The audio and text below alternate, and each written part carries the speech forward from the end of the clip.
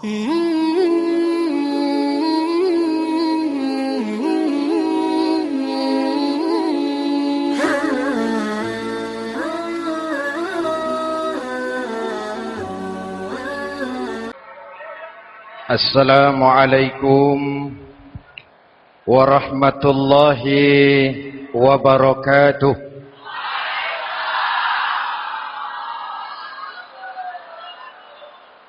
Alhamdulillahi rabbil alamin. Wassalatu wassalamu ala asyrafil mursalin Sayyidina wa maulana Muhammadin wa ala alihi wa sahbihi ajma'in, amma ba'du. Saudara-saudara kaum muslimin yang berbahagia, hadirin, kesempatan malam ini saya ingin cerita akhirat saja. Sudah pernah ke akhirat belum? Mau? Kalau mau saya daftar, besok berangkat. Salah satu rukun iman yang 6, percaya kepada adanya akhirat. Satu saat alam ini akan hancur sehancur-hancurnya. Bumi, gempa, gunung, meletus, air laut tumpah ke darat. Planet-planet bertabrakan, halilintar menyambar, angin topan bertiup. Semua yang bernama hidup, mati, itu kiamat. Lalu kita akan dibangkitkan di padang mahsyar, dibangkitkan dari kubur kita masing-masing. Dan subhanallah, pada saat bangkit dari kubur itu, keadaan muka kita ini menurut satu riwayat berubah menurut amalan kita masing-masing. Jangan heran nanti ada yang dibangkitkan dari kuburnya itu mukanya berubah jadi muka tikus. Hebat sekali, badannya badan manusia, tangannya tangan manusia, mukanya muka tikus. Sebab apa? Sebab waktu di dunia amalannya amalan tikus. Apa amalan tikus itu? Suka menggeragoti barang yang disimpan rapi-rapi.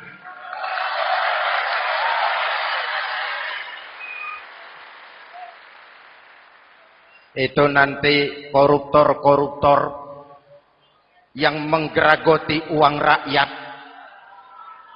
itu nanti bangkit mukanya muka tikus. Na'udzu. Saudara lihat, oh ini yang geragoti uang rakyat, mukanya muka tikus. Ada lagi yang bangkit dari kubur, mukanya itu berubah jadi muka harimau. Kenapa? Waktu di dunia amalannya amalan harimau. Apa harimau itu? Mau menang sendiri, keras kepala, kupeh. Di mana ada hutan, rajanya pasti harimau. Padahal hutan belum pernah bikin pemilihan umum. Betul? Tapi harimau tidak peduli ada pemilihan umum atau tidak, saya raja hutan. Setelah naik jadi raja di hutan, harimau bukan melindungi rakyatnya, malah makanin rakyatnya.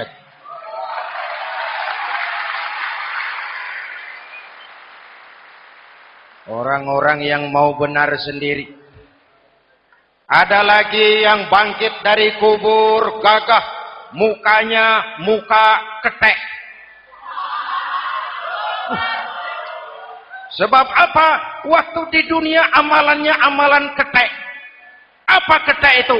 Rakus, serakah, tamak. Coba, ketek itu kasih pisang, dimakan. Berikan lagi, pegang, berikan lagi, kakinya yang megang, temannya diberikan, masih dirampas juga, ketek. Serakah, kalau mental ketek masih gentayangan di republik ini, maka pemerataan cuman akan jadi dongeng. kaum muslimin yang berbahagia. Pada saat itu di akhirat nanti, setiap orang sibuk dengan urusannya sendiri-sendiri. Boleh jadi setiap kita lalu akan dimintakan pertanggungan jawab. Boleh jadi orang tua tidak sempat lagi mengingat anaknya. Saudara tidak lagi sempat memikirkan saudaranya. Tiap orang akan dimintakan pertanggungan jawab. Dalam kondisi seperti itu, Rasulullah mengajarkan sab'atun yudhilluhumullahu yawma la dhilla illa zilluh. Ada 7 golongan manusia yang di akhirat nanti akan langsung mendapat perlindungan dari Allah Subhanahu wa taala. Orang lain sibuk, dia tenang. Orang lain resah dan gelisah, dia ayem. Kenapa? Mendapat perlindungan dari Allah. Sebab ketika di dunia, ia memberikan perlindungan kepada orang banyak. Siapa mereka? Mudah-mudahan kita termasuk salah satu di dalamnya. Mencari perlindungan Allah lebih-lebih dalam situasi sekarang ini. Pertama, imamun adil. Yang akan mendapat perlindungan langsung dari Allah adalah pemimpin yang adil. Sebab apa? Pemimpin yang adil melindungi banyak rakyat, maka pantas di akhirat dilindungi oleh Allah Subhanahu. Kita ini kan zon politikan. Kita ini makhluk yang tidak mungkin hidup sendiri-sendiri. Untuk melaksanakan hajat bersama, kita memerlukan pemimpin. Memilih pemimpin itu tidak sulit. Dalam fikih, ketika sholat, itu dijelaskan bagaimana cara memilih imam. Siapa yang diangkat jadi imam? Pertama, a'lamuhum. Orang yang paling alim di kampungmu siapa? Angkat jadi imam. Yang paling alim, paling menguasai persoalan, sehingga bisa membawa bangsa keluar dari kesulitan. Pemimpin yang bisa menyelesaikan masalah, bukan yang menimbulkan masalah.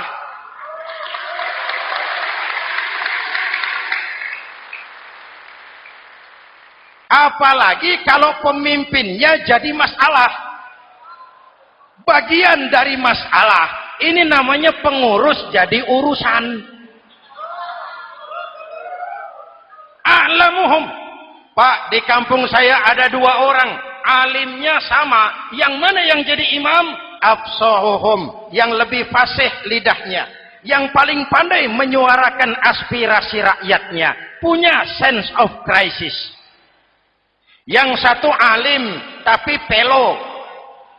Yang satu alim tidak pelo, yang tidak pelo jadi imam. Kenapa? Tidak sah orang fasih bermakmum kepada imam pelo. Pak, ini imam pelo, makmum pelo semua. Sah. Namanya kampung pelo.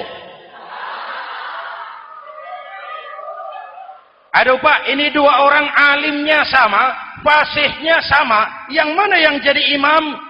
Aktsaruhum sinnan, yang lebih tua umurnya, senioritas baru dihitung. Lahirnya bareng Pak. Yang mana yang jadi imam? Awaluhum hijratan, yang lebih dulu tinggal di situ, yang punya semangat nasionalisme yang tinggi, yang cinta kepada bangsa dan rakyatnya. Sudah ada imam, sudah, ayo azan. Apa azan itu? Proklamasi. Salat mau dimulai. Sudah azan? Sudah. Qobliyah 2 rakaat, qobliyah. Apa qobliyah itu? Dulu ada namanya Panitia Persiapan Kemerdekaan Indonesia. Qobliyah. Sudah qobliyah? Sudah. Luruskan shaf. Atur barisan yang lurus. Rapatkan barisan. Apa ini? Bentuk pemerintahan yang kompak, bersih, berwibawa. Jangan sesama elit saling tawuran.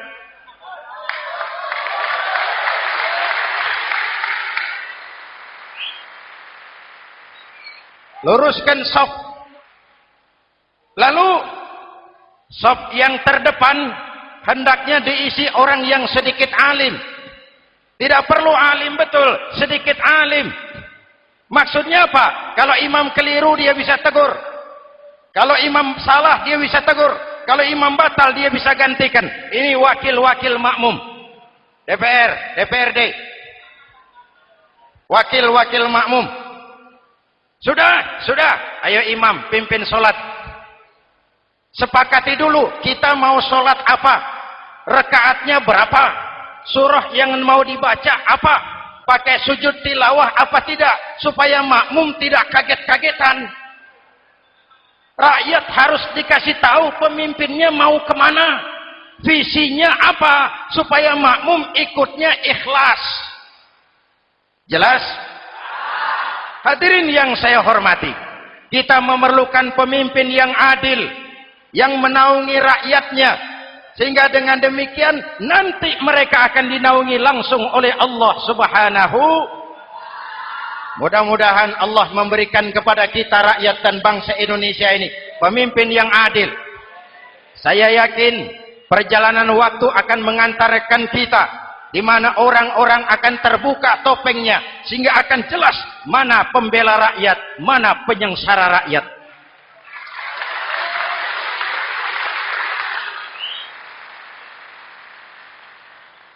Lalu sebenarnya tiap kita ini kan pemimpin.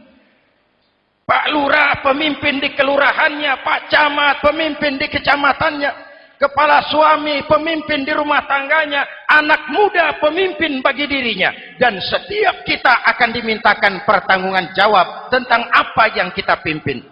Marilah setiap kita berusaha menjadi pemimpin yang adil. Satu. Yang kedua, syab nasya'a fi ibadatillah, anak muda yang tekun beribadah kepada Allah. Amin. Remaja adalah masa depan kita semua. Akan bagaimana Republik Indonesia, bahkan akan bagaimana Islam di Republik Indonesia 20, 30, 40 tahun yang akan datang, anak-anak kita jawabannya. Jelas? Maka menghancurkan Islam tidak usah menyegel masjid, tidak usah menutup pesantren, tidak perlu melarang pengajian, cukup dengan meracuni remaja dan pemuda Islam, menjauhkan mereka dari agama dan ulama. Kalau mereka sudah jauh dari agama dan ulama, tinggal menunggu pergantian generasi.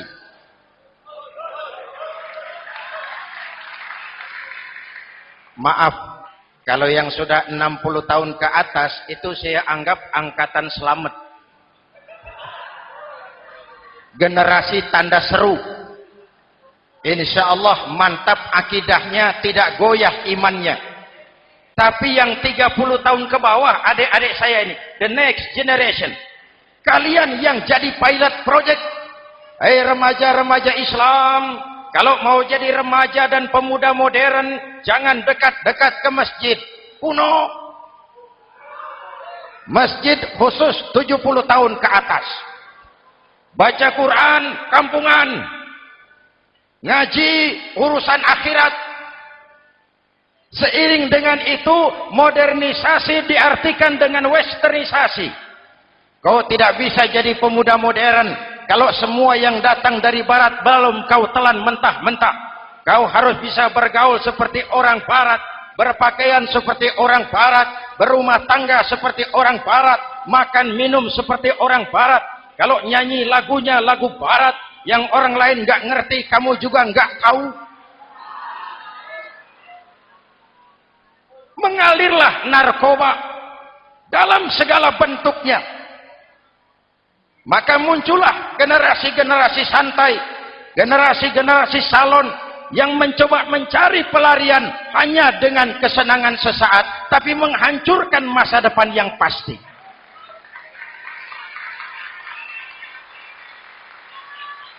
Maka mengalirlah free love, free sex, Samenleben, hidup bersama di luar nikah alias kumpul. Ya sama saja, kumpul kebo, kumpul embek itu sama. Hadirin yang saya hormati, kalau sudah hancur, tinggal menunggu pergantian generasi. Oleh karena itu, adik-adik saya, para remaja, para pemuda, kalian harapan kami semua. Di pundak kalian, kami pertaruhkan hari depan bangsa dan negara ini. Hidup cuma putaran menunggu giliran. Ada saat datang, ada waktu pergi, ada hari lahir, ada saat kembali, ada hari dilantik, ada saat untuk menyerahkan jabatan. Hidup cuma sekadar menunggu giliran. Karena itu kepada kalian saya ingatkan satu ucapan orang bijak. Hai anak muda, berpikirlah kau di waktu pagi, bekerjalah di waktu siang, makanlah di waktu sore, dan tidurlah di waktu malam. Berpikir di waktu pagi, belajar mumpung masih muda. Bekerjalah di waktu siang, amalkan ilmu itu setelah dewasa. Makanlah di waktu sore, hari tua tinggal menikmati hasilnya. Tidurlah di waktu malam, matilah dengan tenang. Kalau pagi kau tidak berpikir, nanti siang kau tidak akan bisa bekerja. Kalau siang tidak kerja, nanti sore mau makan apa? Kalau sore tidak makan, alamat malam enggak bisa tidur.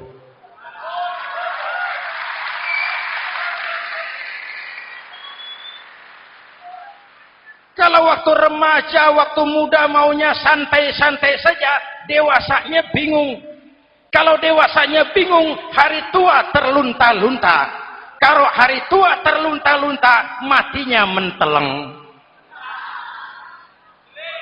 Maka lebih baik makan singkong betulan daripada makan roti mimpi.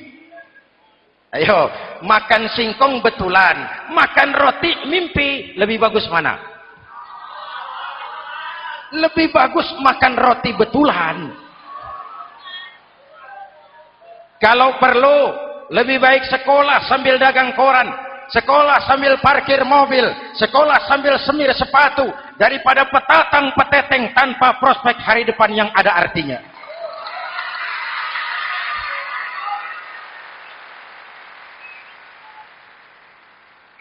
Inilah golongan kedua yang nanti akan langsung mendapat perlindungan dari Allah. Anak muda yang tekun ibadah. Kalau orang tua tekun ibadah, pantas. Orang tua rajin ibadah, tidak istimewa. Masya Allah Pak, itu orang tahajudnya hebat, wirid yasinnya mantap, puasanya luar biasa, zikirnya mantap. Umurnya berapa? 70. Wajar. Lalarwi sanjo. Sudah larut senja. Kalau 70 masih jadi preman, kapan taubatnya? Tapi kalau ada anak muda, darahnya masih mengalir dengan panas, keinginannya masih sejuta khayal, dia bisa salurkan di jalan Allah, itu amat disukai Allah, dan itu akan mendapat perlindungan langsung dari Allah Subhanahu. Hadirin kaum muslimin di seluruh tanah air yang saya cintai. Sekarang kita sampai kepada golongan ketiga yang nanti dinaungi Allah. Itu siapa? Rajulun qalbuhu mu'allaqun bil masajid. Seseorang yang hatinya selalu terpaut kepada masjid. Masjid memang tempat melaksanakan sholat, tapi lebih dari itu dia adalah pusat kegiatan umat. Umat Islam dengan masjid seperti ikan dengan air, tidak boleh berpisah. Sehingga ada hadis qudsi mengajarkan, inna buyuti fil ardil masajid wa inna zuwari fiha ummaruha. Rumahku di permukaan bumi adalah masjid. Orang-orang yang memakmurkan masjid adalah tamuku. Dari masjidlah terpancar semangat silaturahmi. Dan itu yang sangat kita perlukan sekarang.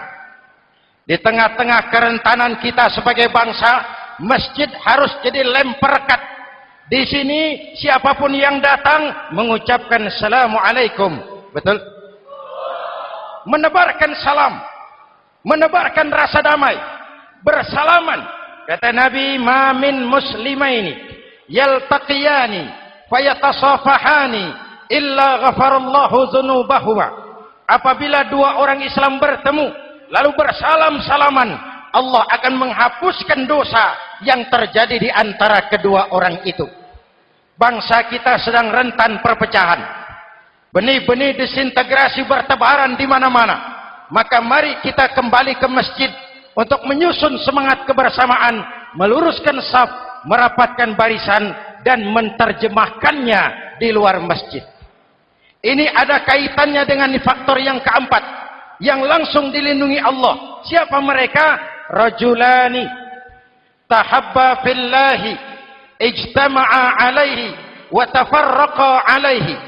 Dua orang yang bersaudara, bertemu karena Allah, berpisah karena Allah. Itu akan dilindungi langsung oleh Allah di hari akhirat nanti. Dua orang bersaudara, bertemu karena Allah, berpisah pun juga karena Allah. Tadi dalam perjalanan ke sini saya melalui sebuah desa. Masih ada sisa-sisa tawuran antar desa. Saya tidak sebutkan desanya, itu rahasia perusahaan. Saya cuma prihatin siapa lawan siapa. Siapa yang kita bakar rumahnya? Siapa yang kita sambiti dengan batu? Siapa yang kita rugikan? Padahal urusannya kadang-kadang sepele. Di satu desa misalnya, cuma urusan kaset jadi tawuran antar desa. Ini kan hal yang sangat sepele. Padahal Nabi mengajarkan dengan keras, kalau dua orang Islam saling bertengkar, al-qatil wal maktul finnar. Yang membunuh dan yang dibunuh, dua-duanya neraka. Sahabat bertanya, ya Rasul, kalau yang membunuh masuk neraka, pantas. Kenapa yang dibunuh neraka juga? Rasulullah senyum lalu berkata, yang dibunuh pun sudah punya niat membunuh. Cuma keduluan dibunuh. Andai kata tidak dibunuh, dia yang akan membunuh. Mari kita renungkan, kenapa sebagai bangsa kita seperti tercabut dari akar budaya kita. Kita jadi beringas, kita jadi brutal untuk hal yang sepele. Yang satu teriak Allahu Akbar, yang lain teriak Allahu Akbar. Siapa lawan siapa? Dulu Bung Tomo teriak Allahu Akbar, musuhnya londo. Sayyidina Hamzah, Khalid bin Walid teriak Allahu Akbar, yang dilawan kafir. Abu Jahal, Abu Lahab, Abu Sufyan. Sekarang si Ali lawan si Hasan, Hasan Allahu Akbar, Ali Allahu Akbar. Siapa lawan siapa?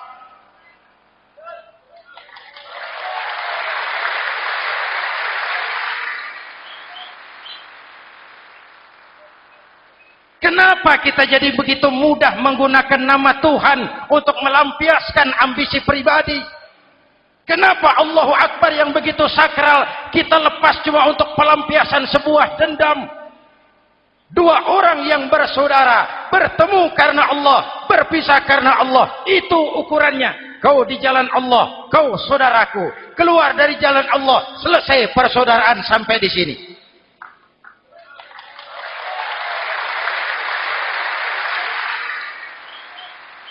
Hadirin, lewat mimbar ini saya kembali menekankan, mari kita pelihara kerukunan.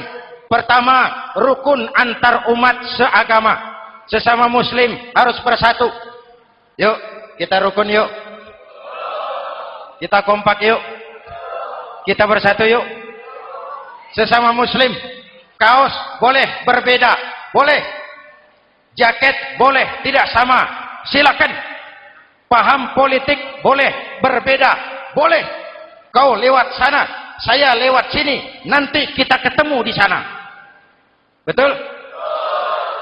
Mari lapang dada menerima perbedaan, tetapi mengarah kepada satu tujuan yang sama. Walaupun bineka, kita ini tunggal. Seperti dilatih di masjid ini. Dua orang yang bersaudara, bertemu karena Allah, berpisah karena Allah. Hati-hati, di masyarakat sekarang ini kan lebih banyak tukang kompor daripada tukang lem. Tahu tukang kompor? Hangati sana, panasi sini, bakar sana, sulut sini. Terbakar kita, dia lari tepuk tangan. Udah capek kita rakyat diobok-obok. Udah capek kita rakyat dialamatkan, dijadikan address.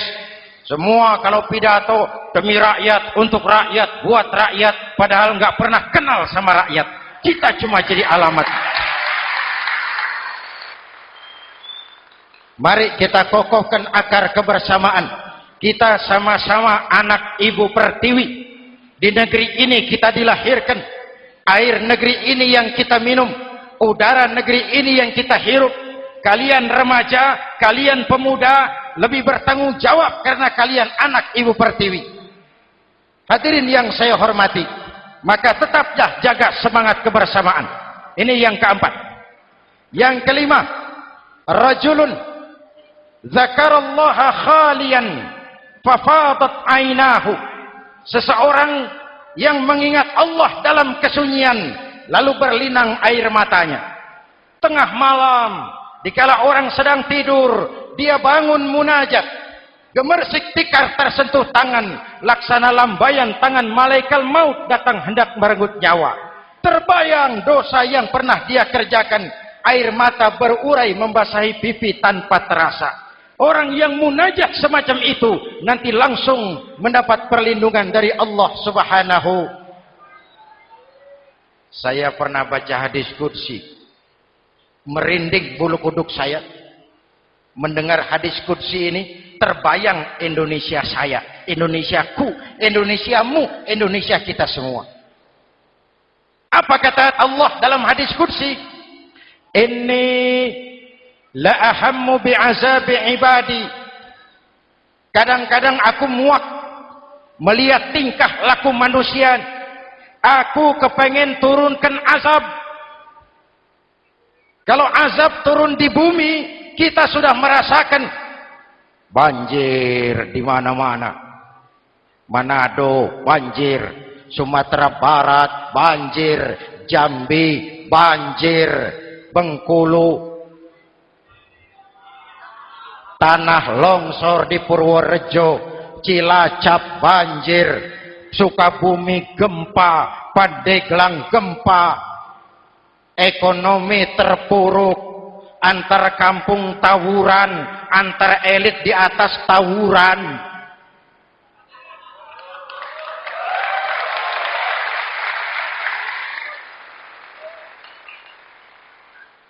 Hutang numpuk.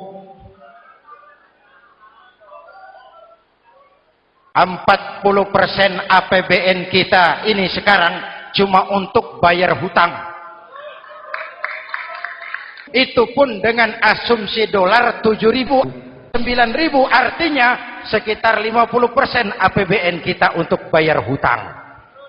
Untungnya sekarang ini yang agak menolong, harga minyak membaik di pasaran internasional. Hadirin yang saya hormati, ini lagi ngomong apa saya sih? Aku pengen turunkan azab, tetapi kata Allah, ketika aku melihat orang-orang tua yang sujud di keheningan malam, bayi-bayi tanpa dosa masih menyujud. Ada hadis qudsi mengajarkan, inna buyuti fil ardil masajid wa inna zuwari fiha ummaruha. Rumahku di permukaan bumi adalah masjid. Orang-orang yang memakmurkan masjid adalah tamuku. Dari masjidlah terpancar semangat silaturahmi. Dan itu yang sangat kita perlukan sekarang. Di tengah-tengah kerentanan kita sebagai bangsa, masjid harus jadi lem perekat. Di sini siapapun yang datang mengucapkan assalamualaikum. Betul? Menebarkan salam, menebarkan rasa damai, bersalaman. Kata Nabi, ma min muslimaini yaltaqiyani fayatasafahani illa ghafarallahu dzunubahuma. Apabila dua orang Islam bertemu lalu bersalam-salaman, Allah akan menghapuskan dosa yang terjadi di antara kedua orang itu. Bangsa kita sedang rentan perpecahan. Benih-benih disintegrasi bertebaran di mana-mana. Maka mari kita kembali ke masjid untuk menyusun semangat kebersamaan, meluruskan saf, merapatkan barisan, dan menerjemahkannya di luar masjid. Ini ada kaitannya dengan faktor yang keempat, yang langsung dilindungi Allah. Siapa mereka? Rajulani tahabba fillahi ijtama'a alaihi wa tafarraqa alaihi. Dua orang yang bersaudara, bertemu karena Allah, berpisah karena Allah. Itu akan dilindungi langsung oleh Allah di hari akhirat nanti. Dua orang bersaudara, bertemu karena Allah, berpisah pun juga karena Allah. Tadi dalam perjalanan ke sini, saya melalui sebuah desa. Masih ada sisa-sisa tawuran antar desa. Saya tidak sebutkan desanya, itu rahasia perusahaan. Saya cuma prihatin, siapa lawan siapa? Siapa yang kita bakar rumahnya? Siapa yang kita sambiti dengan batu? Siapa yang kita rugikan? Padahal urusannya kadang-kadang sepele. Di satu desa misalnya, cuma urusan kaset jadi tawuran antar desa. Ini kan hal yang sangat sepele. Padahal Nabi mengajarkan dengan keras, kalau dua orang Islam saling bertengkar, al-qatil wal maktul finnar. Yang membunuh dan yang dibunuh, dua-duanya neraka. Sahabat bertanya, ya Rasul, kalau yang membunuh masuk neraka, pantas. Kenapa yang dibunuh neraka juga? Rasulullah senyum lalu berkata, yang dibunuh pun sudah punya niat membunuh. Cuma keduluan dibunuh. Andai kata tidak dibunuh, dia yang akan membunuh. Mari kita renungkan, kenapa sebagai bangsa kita seperti tercabut dari akar budaya kita. Kita jadi beringas, kita jadi brutal untuk hal yang sepele. Yang satu teriak Allahu Akbar, yang lain teriak Allahu Akbar. Siapa lawan siapa? Dulu Bung Tomo teriak Allahu Akbar, musuhnya londo. Sayyidina Hamzah, Khalid bin Walid teriak Allahu Akbar, yang dilawan kafir. Abu Jahal, Abu Lahab, Abu Sufyan. Sekarang si Ali lawan si Hasan, Hasan Allahu Akbar, Ali Allahu Akbar. Siapa lawan siapa?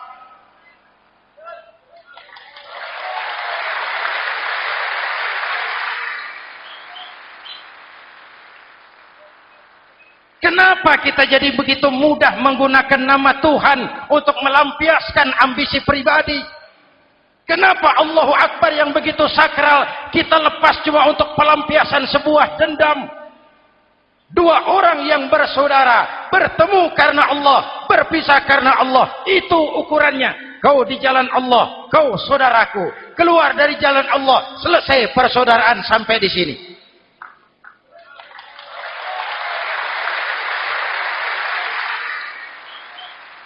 Hadirin, lewat mimbar ini saya kembali menekankan, mari kita pelihara kerukunan. Pertama, rukun antar umat seagama. Sesama muslim harus bersatu. Yuk, kita rukun yuk. Kita kompak yuk. Kita bersatu yuk. Sesama muslim, kaos boleh berbeda, boleh. Jaket boleh tidak sama, silakan. Paham politik boleh berbeda, boleh. Kau lewat sana, saya lewat sini, nanti kita ketemu di sana. Betul? Mari lapang dada menerima perbedaan, tetapi mengarah kepada satu tujuan yang sama. Walaupun bineka, kita ini tunggal. Seperti dilatih di masjid ini. Dua orang yang bersaudara, bertemu karena Allah, berpisah karena Allah. Hati-hati, di masyarakat sekarang ini kan lebih banyak tukang kompor daripada tukang lem. Tahu tukang kompor? Hangati sana, panasi sini, bakar sana, sulut sini. Terbakar kita, dia lari tepuk tangan. Udah capek kita rakyat diobok-obok. Udah capek kita rakyat dialamatkan, dijadikan address. Semua kalau pidato demi rakyat, untuk rakyat, buat rakyat, padahal nggak pernah kenal sama rakyat. Kita cuma jadi alamat. Mari kita kokohkan akar kebersamaan. Kita sama-sama anak Ibu Pertiwi. Di negeri ini kita dilahirkan. Air negeri ini yang kita minum. Udara negeri ini yang kita hirup. Kalian remaja, kalian pemuda, lebih bertanggung jawab karena kalian anak Ibu Pertiwi. Hadirin yang saya hormati, maka tetaplah jaga semangat kebersamaan. Ini yang keempat. Yang kelima, rajulun zakarallaha khalian fafadat ainahu.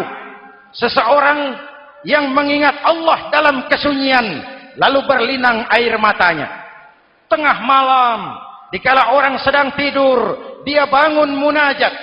Gemersik tikar tersentuh tangan, laksana lambaian tangan malaikat maut datang hendak merenggut nyawa. Terbayang dosa yang pernah dia kerjakan, air mata berurai membasahi pipi tanpa terasa. Orang yang munajat semacam itu nanti langsung mendapat perlindungan dari Allah Subhanahu. Saya pernah baca hadis qudsi, merinding bulu kuduk saya mendengar hadis qudsi ini. Terbayang Indonesia saya, Indonesiaku, Indonesiamu, Indonesia kita semua. Apa kata Allah dalam hadis qudsi? Inni la ahammu bi'azabi ibadi. Kadang-kadang aku muak melihat tingkah laku manusia. Aku kepengen turunkan azab. Kalau azab turun di bumi, kita sudah merasakan banjir di mana-mana. Manado banjir, Sumatera Barat banjir, Jambi banjir, Bengkulu, tanah longsor di Purworejo, Cilacap banjir, Sukabumi gempa, Pandeglang gempa, ekonomi terpuruk, antar kampung tawuran, antar elit di atas tawuran.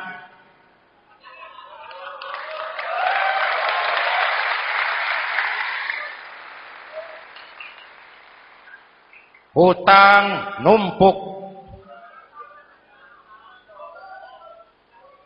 40% APBN kita ini sekarang cuma untuk bayar hutang. Itu pun dengan asumsi dolar 7.000, 9.000, artinya sekitar 50% APBN kita untuk bayar hutang. Untungnya sekarang ini yang agak menolong, harga minyak membaik di pasaran internasional.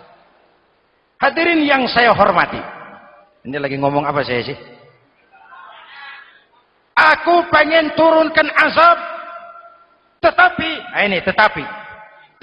kata Allah, ketika aku melihat orang-orang tua yang sujud di keheningan malam, bayi-bayi tanpa dosa masih menyusu, binatang ternak melata mencari makan, murkaku surut, azab aku tarik kembali. Ayo renungkan hadis ini.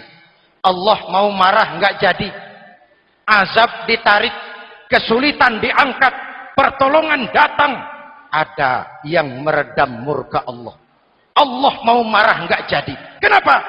Orang-orang tua yang tengah malam sujud sambil berlinang air mata, itu yang meredam murka Allah, yang ikhlas menangis kepada Allah, bukan menangis berdasarkan pesanan. Ini kan sekarang apa yang nggak bisa dipesan? Istighosah pesanan, demo pesanan, 10.000 berangkat. Ngerti apa enggak urusan soal lain.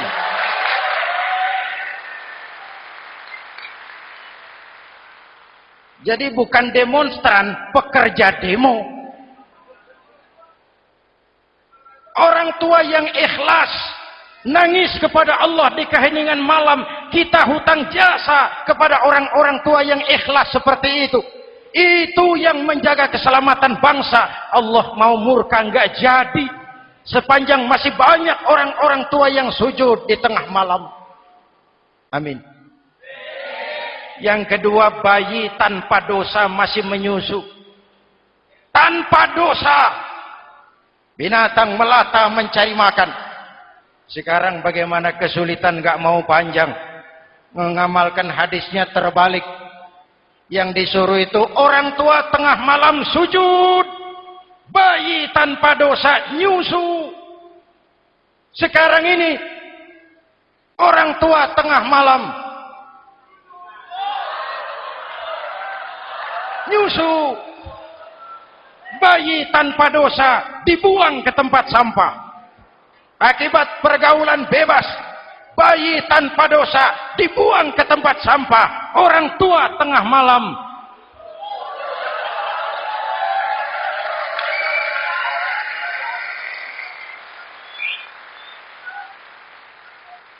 hadirin. Yang keenam, rajulun da'athum ra'atun zatu mansibin wa jamalin ila nafsiha faqala inni akhafu Allah rabbal alamin.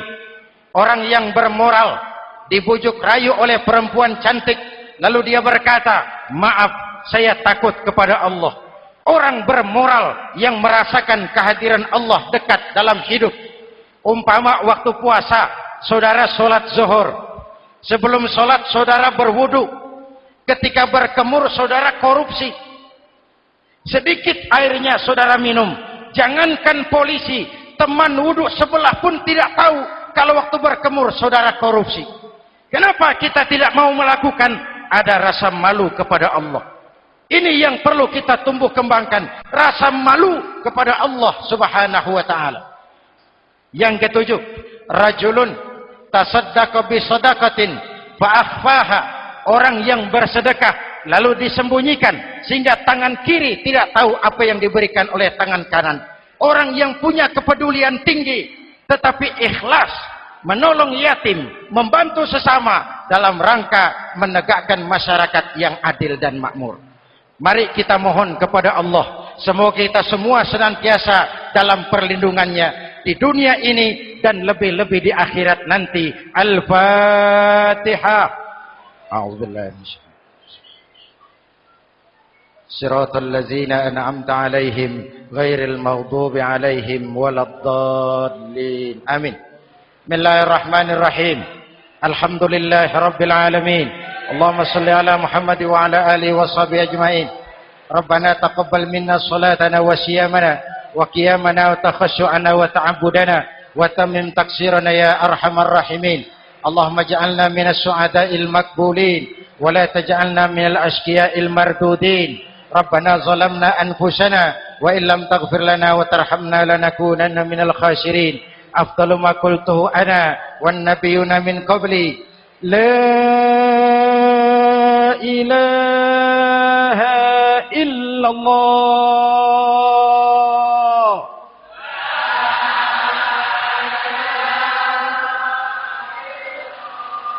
La ilaha illallah.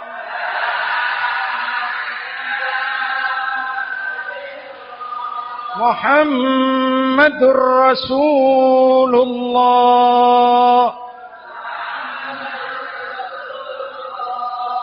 Kalimatu haqqin 'alaiha nahya wa 'alaiha namut wa 'alaiha nubashu insyaallah minal aminin wa akhiru da'wana alhamdulillahi rabbil alamin. Assalamualaikum warahmatullahi wabarakatuh.